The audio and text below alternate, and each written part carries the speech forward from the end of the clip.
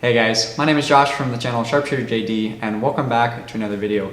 Today I'll be taking a little break from primitive weapons to make some new inventory for my Etsy shop. Christmas is coming up and my inventory is running low, so I figured it was high time I make some new items. So today I'll be showing you step by step how to make a reverse twist steel keychain. This is a great first project to do if you're just getting started in metalworking or blacksmithing, and it's pretty hard to screw up. This is a classic design that just looks good no matter what, and these make great stocking stuffers and great gifts for friends as well. So I'm really looking forward to this project. Really hope you guys can follow along and make one of these for yourself, and I really hope you enjoy. So to do this project, you'll need a few things. First off, you'll need a solid bench vise, as you see here. Next, you'll need a rod of 3/8 inch mild steel square stock. You can get this at Home Depot or your local metal supplier. You'll need a twisting wrench. I made this out of a piece of 1 inch by 1/4 inch steel bar, and I just cut a slot in the same size as the metal I will be twisting with my bandsaw. This works great. There's all kinds of different designs for twisting wrenches like this that you can make yourself, or you can just use a normal wrench. That works as well, although you won't get as clean twists with it because you don't have the handle on the other side. You also need a hacksaw or a bandsaw to cut off the excess material. You will need a wire brush to clean up any slag that's formed from the twisting. You also need a heat source. I will be using an oxyacetylene torch, as you can see here, but a cheap matte pro gas torch that you can get at Home Depot or Lowe's works just as good, as well as a solid fuel forge like a charcoal forge or a coal forge, although you're going to have a hard time getting precise heats with those solid fuel forges. You will most likely need some tongs or pliers at some point to carry your hot stock. You will need a drill or a drill press with the right size drill bit to drill your hole for your key ring in this keychain. You will also need some oil or wax in a non-flammable container to do the finish. I prefer boiled linseed oil for all of my pieces as it dries quickly and I love the color that it produces, but you can use any type of oil. I've heard of people using coconut oil or vegetable oil. You can also use beeswax as well, but you'll need some type of oil or wax to do the finish to protect the piece from rust. You also need some safety equipment, some glasses, probably some gloves, some earmuffs if you're using a grinder or a bandsaw or any power tools, and potentially a respirator for the sanding and finishing processes as well. And last but not least, you will need a sander or a grinder or just some files and sandpaper to do any cleanup work in the finishing processes. So I know that's a big list. It might seem daunting to you if you're just getting started, but if you're sticking to hand tools, it's really not that expensive. I started with almost nothing and I was able to do some of these simple projects like keychains and necklaces and stuff. So don't get discouraged. It's totally possible to start in metalworking with very little supplies and very little money down, and then later on, if you want, you can invest in more power tools and stuff, which will make the processes easier. So hopefully that wasn't too overwhelming. I just wanted to make sure I listed everything, and you can take it with a grain of salt. So that is all the things you'll need to do this project. Now let's get started on actually making it. All right, I got my safety gear on. Gonna chuck my metal up in my bench vise. Got my twisting wrench ready. Got my torch all set up. Now what we're going to do is we're going to heat up this section in here, a couple inches long. With the torch, we're going to twist it from here. Then after that, we're going to heat up this back part here. We're going to put our wrench in between where we want the two twists. Then we're going to twist in the opposite direction. So let's heat up this first section and get the first twist in.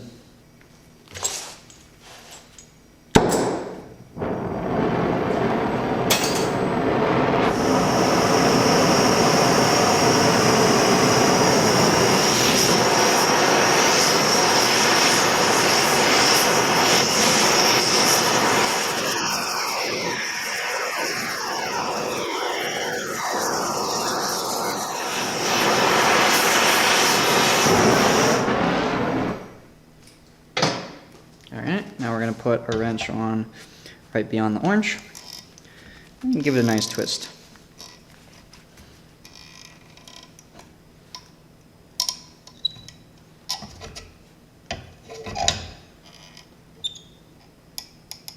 And there we go. You can twist it as much as you like, but I prefer about one rotation. Now we're going to take our wire brush, remove all this slag.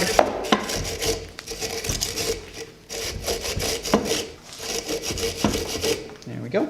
Now I'm going to put my piece upright in the vise and see if I can fix any warping that occurred during the twist. And you can just do this with your wrench, applying pressure like this.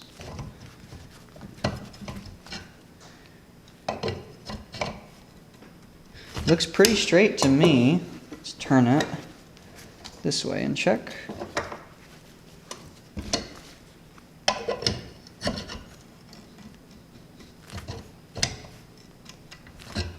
And you want to do this right after you do the twist so there's still some residual heat in it. Otherwise the metal won't move much. Looks like I waited a little too long setting up the camera. There we go. Alright, pretty dang straight. Cool. Now we're just going to place it back where it was before. Should probably get some tongs for this, it's getting a little hot.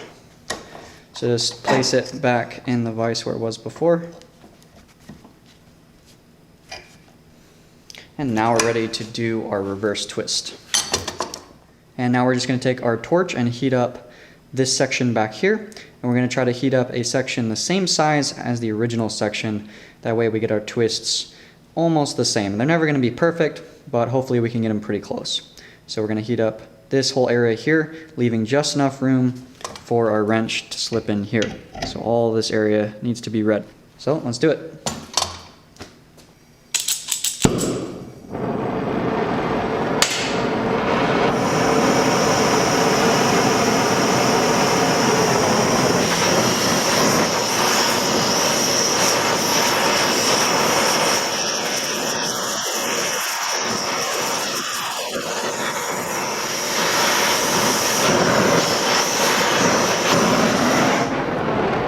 Now don't forget, we got to twist the opposite way this time. So we're going to slip our wrench on, twist the opposite way.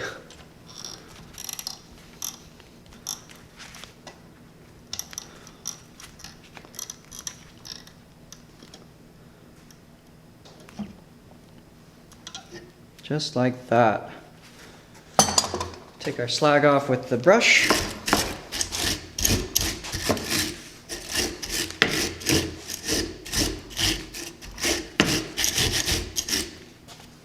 Now we're going to flip it vertically again so we can check for warping.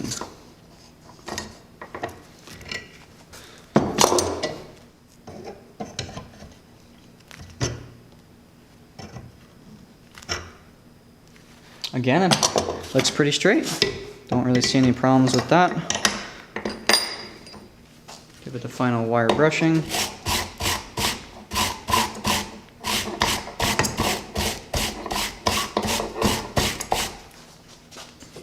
And there you go, you have your reverse twist. Now we just got to cut off the excess, drill a hole, do some sanding and finishing, and we'll have ourselves a reverse twist keychain. Next I'm going to mark where I want my hole to be, and mark where to cut off the excess. Somewhere around there looks pretty good. I can always adjust it later. And now I'm going to fire up my bandsaw and cut along these lines.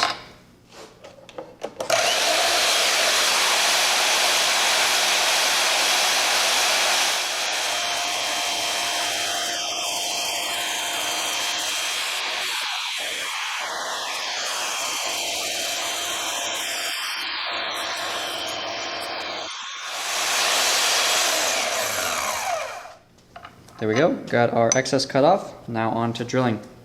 So now we need to drill our hole. First step to getting a clean, accurate hole is center punching. I've already done that, but to do that you're just going to take a center punch, you're going to take a hammer, and create a little divot right where you want your hole.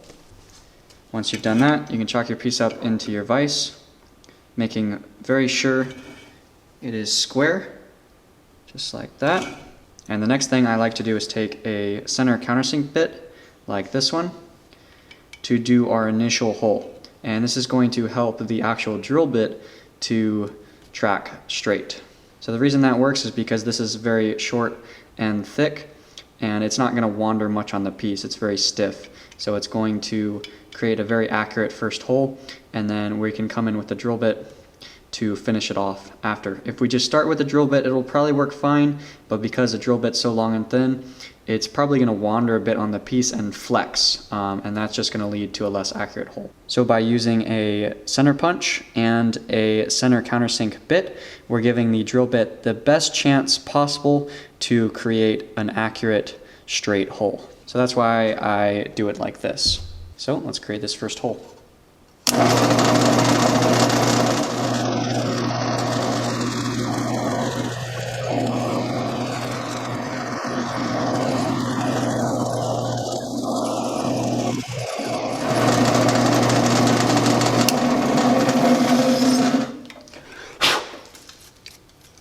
And there we go, we got our hole started.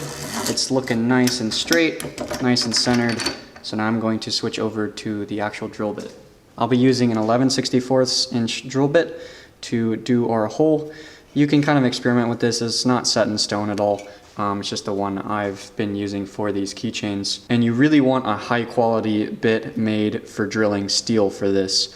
Nothing else is really going to cut it. Drill bits is not an area to skimp on. You really want to spend a little bit of money on this and get some good ones, or it's just going to be a miserable experience. Believe me, I did it. It's not fun. So spend a little money on some nice drill bits. One last thing is we're definitely going to use oil for this phase. I don't like using oil for the first hole because it tends to make the drill bit wander and not find the center punch.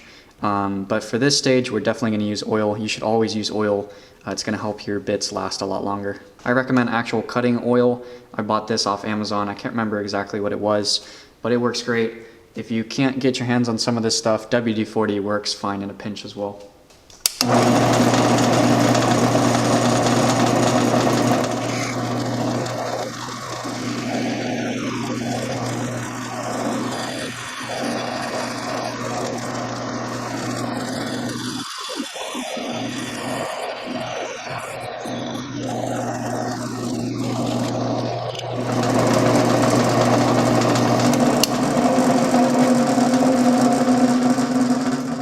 Go, nice clean hole. So we got one more step to do with this, and that is rounding the internal edges of the hole. I'm going to be using this bit for that. I believe this is also called a countersink bit. It's just a little bit different. You can use the one we used for the first step for this as well, but I like this bigger diameter one a little bit better. And for this one, I'm not going to use the vise. I'm just going to use my hands, as I just prefer doing it that way.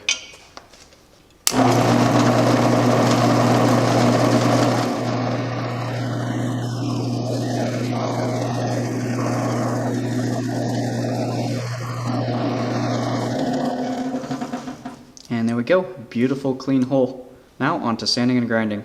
So sanding is pretty self-explanatory. I'm simply going to round any sharp edges, make everything smooth and nice and pleasing to the eye and pleasing to the hand. This could mean something totally different than it does to me, so I'm just going to leave this up to interpretation. I like my edges really clean and rounded, so that's what I'm going to shoot for, with no wasted space between the hole and the top, and between the bottom and the twist. So let's get to it.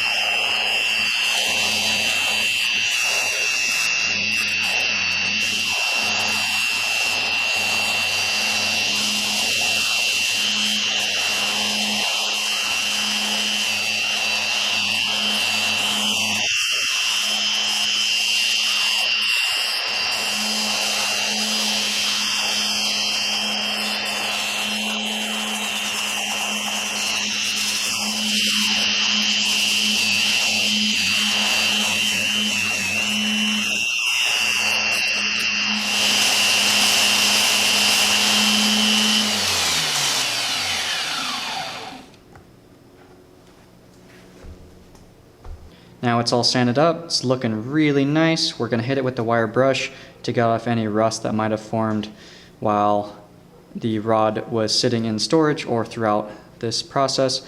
And we're just gonna get the metal all nice and cleaned up for finishing. So let's do it.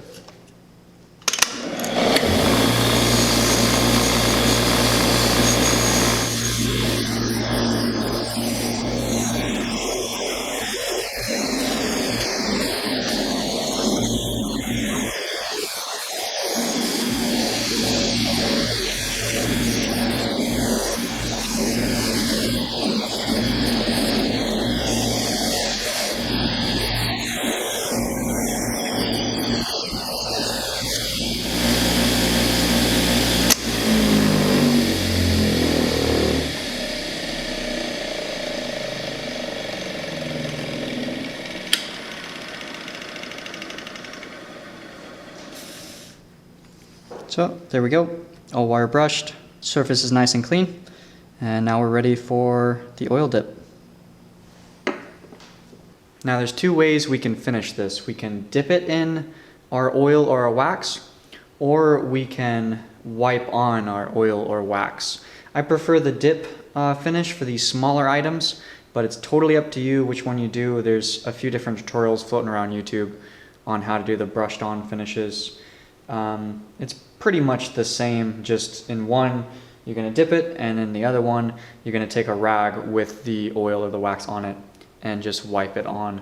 Both have pros and cons. I'm not going to go into that now, but I'll be showing you how to do the dip method today. So one thing you will need for this is a hook like this. I just forged this hook really quick. It's pretty easy, just out of some 3/16 or 1/4 inch rod, steel, something like that. Pretty easy to make, and that's just going to fit in our hole here. So to do the finish, basically is all we're going to do is we're going to heat this thing up to kind of a nice gentle red heat.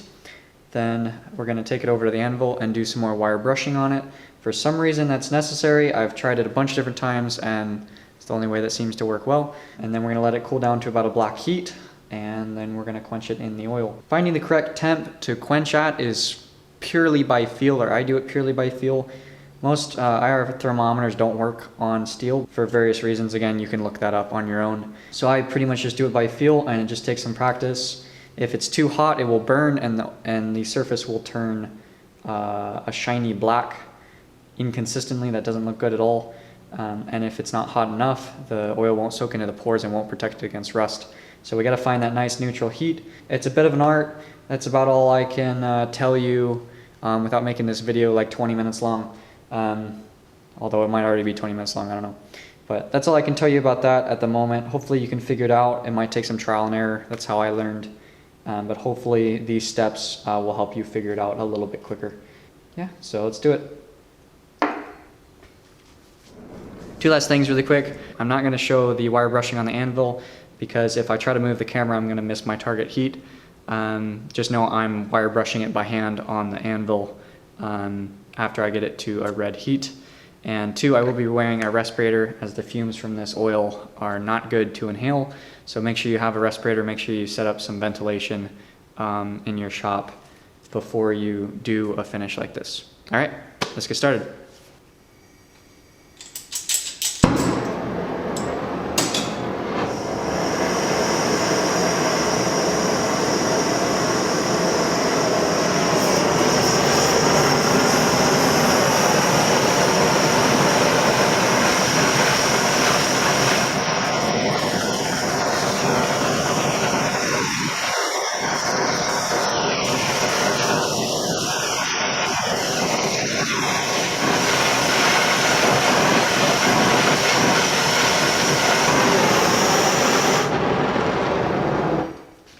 And here we go, we got it at a red heat, so I'm going to go over to the anvil and do some hand wire brushing and keep the camera rolling. I'll be back in a sec to do the dunk when it cools down a little bit. Alright, here we go. Here we go for the dip.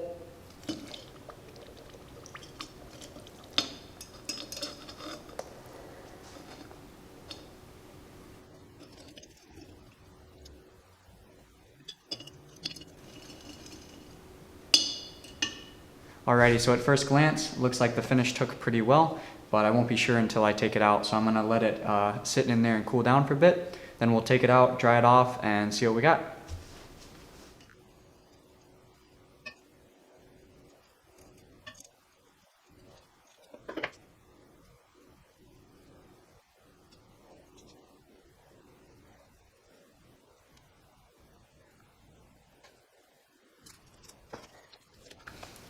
Oh, that turned out just lovely, guys. Check this out. Look how nice that turned out. Love this finish. Still some fuzz on it from the rack. And there we go. That is a finished reverse twist steel keychain.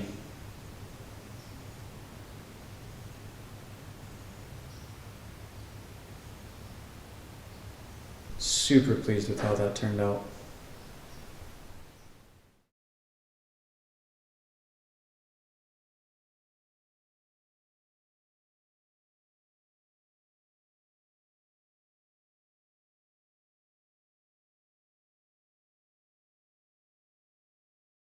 Well, there you go, guys. I really hope you enjoyed making this reverse twist steel keychain with me today, and I really hope this video helped you out. If it did, please leave me a like or a comment down below. Let me know what video you want to see next, and if you have not already, make sure you subscribe and ring that bell icon so that you get notified of each new video I post.